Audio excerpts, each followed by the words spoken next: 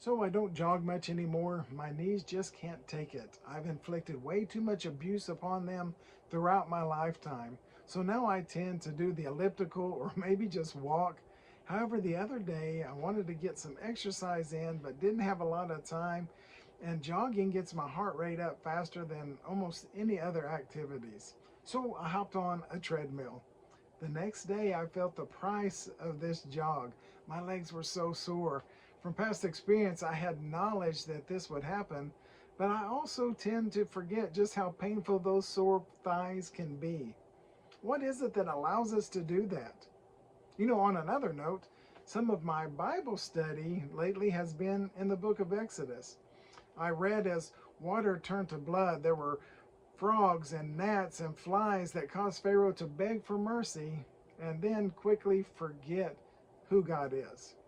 So in comes the death of livestock, boils and hail and locusts and darkness. And Pharaoh again goes on this roller coaster of begging for mercy and then forgetting who God was and why he begged. The final plague, the death of the firstborn, sends the Israelites into the wilderness headed toward the Red Sea. But Pharaoh once again forgets who God is and pursues to the decimation of both his army and himself. My question is, what was God doing here with the 10 plagues? I have a couple of thoughts. It had been 430 years since God's people had seen a display of his power.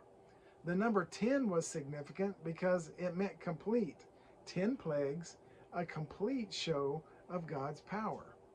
I also think that somewhere in the back of their mind, the Israelites had to know that with all this going on, those 10 plagues, there was no going back.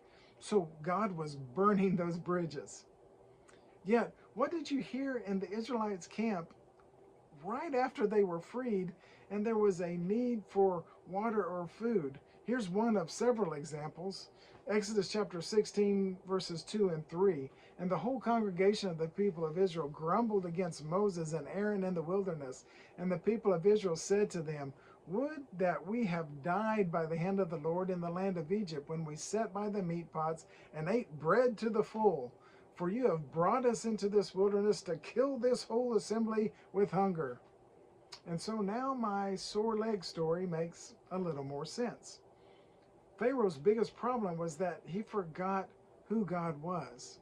The Israelites' biggest problem was they forgot who God was, even though God was going before them and leading them in the form of this giant pillar of fire. How quickly it is that we forget who God is and what he has done for us.